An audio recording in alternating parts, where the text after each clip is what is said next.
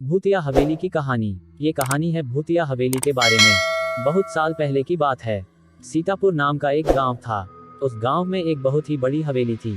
वहां सिर्फ भूतों का ही वास था। जो भी उस हवेली में जाता था, भूत उसे मौत के घाट उतार देता था और उसके कटे हुए सिर को बाहर रास्ते में फेंक देता था, ताकि लोग समझ जाए कि इस हवेली पर सिर्फ मेरा राज चलेगा और किसी का भी नहीं।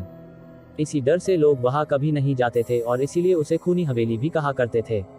उस हवेली में रहने वाले भूत ने इतना दहशत फैला रखा था कि लोग उस हवेली के आसपास भी जाना नहीं चाहते थे।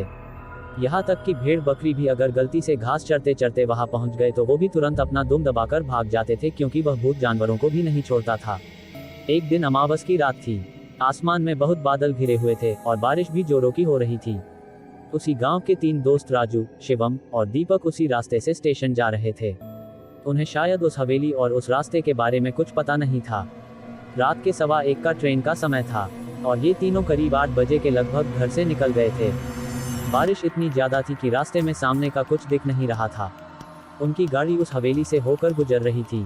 सामने पूरा अंधेरा था और आसमान में बिजली जैसे ही चमक रही थी। वह हवेली और भयानक लग रही थी। तीनों की किस्मत इतनी खराब थी कि उनकी गाड़ी उस हवेली के ठीक सामने ही आकर खराब हो गई।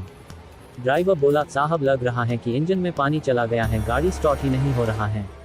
इसको ठीक करने में शायद 1 घंटा लग जाएगा। तब तक आप लोग इस हवेली में जाए, जैसे ही गाड़ी ठीक हो जाएगी मैं आप लोगों को वापस बुला लूंगा। ड्राइवर की बात सुनकर राजू, शिवम और दीपक हवेली के अंदर चले गए। हवेली बहुत ही सुंदर और चमकदार थी। अंदर थोड़ी सी रोशनी थी और ऊपर सीढ़ियों से एक बूढ़ा सा आदमी एक हाथ में लाठी और दूसरे में लालटेन लेकर नीचे उतर रहा था। राजू ने उससे पूछा, बाबा क्या हम यहाँ थोड़ी देर रुक सकते हैं? बाहर बहुत तेज बारिश हो रही है और हम इस तेज बारिश के वजह से बीच रास्ते में फंस गए हैं। उसने पहले तो उन तीनों को गौर से देखा और बोला, ठीक है रुक जाओ। फिर जब वे तीनों हॉल में पहुंचे तो उन लोगों ने देखा कि हवेली बहुत ज्यादा बड़ी थी और उससे कई गुना ज्यादा खूबसूरत भी थी। वहां एक दीवार पर एक आदमी की बहुत बड़ी तस्वीर लगी हुई थी, जिसकी बड़ी सी मूंछें, एक हाथ में तलवार और दूसरे हाथ में पहले जमाने के तरह बंदूक था, एकदम राजा की तरह। और उस तस्वीर को देखने में डर महसूस हो रहा था। ऐसा लग रहा था कि ये कोई मामूली तस्वीर नहीं है। दीपक ने तुरंत उस बाबा से पूछा, बाबा क्या आप इतने बड़े हवेली में अकेले रहते हो और इस तस्वीर में ये आदमी कौन है? बाबा ने दीपक से आंख मिलाकर कहा, ये इस घर का मालिक थे जो कई साल पहले इनकी मौत हो गई और मैं इनका रिश्तेदार हूँ और इस हवेली की देखभाल के लिए आता जाता रहता हूँ। आज बारिश की वजह से मैं भी घर नहीं जा पाया। चलो मैं तुम लोग को कमरा दिखा देता हूँ। राजू, शिवम और दीपक उसके पीछे पीछे चल दिए। वे लोग सीढ़ी के सामने जैसे ही गए तो ऐसा लगा कि कोई उन्हें छुपकर देख रहा है। फिर उन लोग ने अनदेखा कर दिया। कमरे तक जाते जाते अचानक उन लोग की नजर वापस राजा की तस्वीर पर पड़ी। थोड़ी देर के लिए उन्हें ऐसा लगा कि उसके हाथ और सिर हिला। शायद सबका वहम था या सच, पता नहीं, लेकिन ये सब देखकर उन लोग थोड़ा डर गए थे। फिर वो बाबा उन सबको एक कमरे में लेकर गया। फिर उन लोगों ने अपना अपना सामान रखा और सो गए। वे लोग इतना थक चुके थे कि बिस्तर पर लेटे ही नींद आ गई। रात के शायद 12 बजे का समय हुआ होगा, तभी शिवम अचानक चिल्लाने लगा।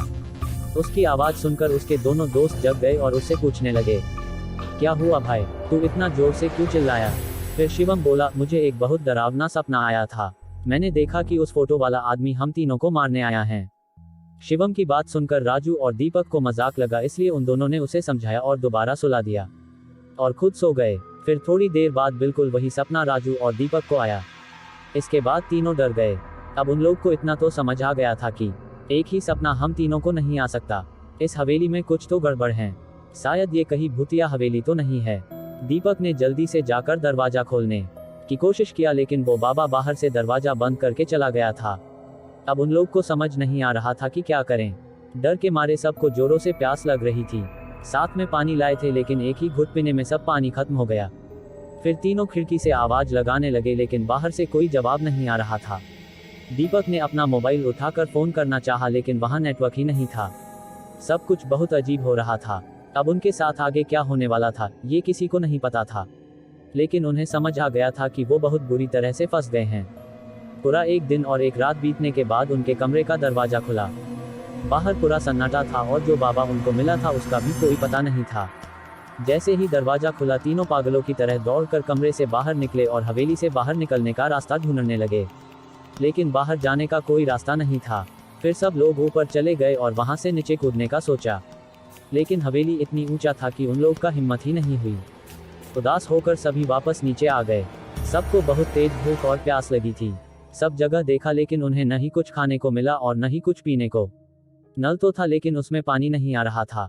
सब थक के एक जगह बैठ गए और अब क्या करें यही सोचकर एक दूसरे से पागलों की तरह बर्ताव करने लगे। थोड़ी ही देर में शाम हो गई और उस भूतिया हवेली के अंदर एक शैतानी माहौल बनना चालू होने लगा। थोड़ी देर में अंधेरा हो गया और तीनों दोस्त आपस में लड़ने लगे। ऐसे ही उन लोग की रात बीत जाती है। फिर दूसरे दिन सुबह होती है और फिर से सबको दोबारा से भूख और प्यास लगी होती है।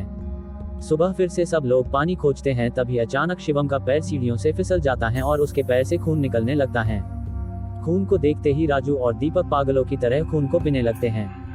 तभी शिवम कहता है, अरे पागल हो गए क्या तुम लोग, क्या कर रहे हो, जानवर हो क्या। शिवम की बात पे कोई भी ध्यान नहीं देता है और उसके खून को पीते रहते हैं। खून को पीने से उनकी थोड़ी सी प्यास बुझ जाती है, लेकिन अब भूख के मारे उनकी जान निकलने लगी। रात हो गई थी। राजू और दीपक के अंदर शैतान समा गया था। वे दोनों शिवम के ऊपर टूट पड़े और उसे नोचने लगे। खूनी खेल चालू हो गया था। उस हवेली में जो शैतान रह रहा था वो उन दोनों को अपने बस में कर लिया था। थोड़े ही देर में राजू और दीपक शिवम के शरीर को काट काट कर टुकड़े टुकड़े कर दिए और उसके मांस को खाते रहे और खून को पीने रहे। शिवम की जान बची ही कितनी थी। इतने दिन का भूखा दोनों से बच नहीं पाया। शिवम की मौत हो गई। राजू और दीपक काफी देर तक उसका मांस खाते रहे, जैसे कोई जानवर दूसरे जानवर का मांस नोचकर खा रहा हो। ऐसा लग रहा था कि उन लोग के अंदर का इंसान मर गया हो। कुछ देर बाद रात हो गई। खून पीकर और मांस खाकर दोनों को अब बहुत जोरों की नींद आने लगी और वे जहां थे वहीं सो गए। सुबह हुई। दोनों थके हालत में सो के उठे, लेकिन प्यास और भूख उनका पीछा कहाँ छोड़ने वाली थी। अब दोनों एक दूसरे का शिकार करने के लिए सोचने लगे। राजू ने चालाकी से एक दरवाजे के पीछे छुप गया और जैसे ही दीपक कमरे में आया वैसे ही राजू ने उसका सर पकड़कर दीवार में दे मारा। उसका सर फटकर दो टुकड़ा हो गया। जमीन पर पूरा खून ही खून बहने लगा। राजू उसका खून देखकर खुश हो गया और उसे पीने लगा और मांस को खाने लगा। हैवानियत अपने चरम सीमा पर थी। शैतान उसके ऊपर हावी हो चुका था। उसे कुछ सोचने समझने का मौका ही नहीं दे रहा था।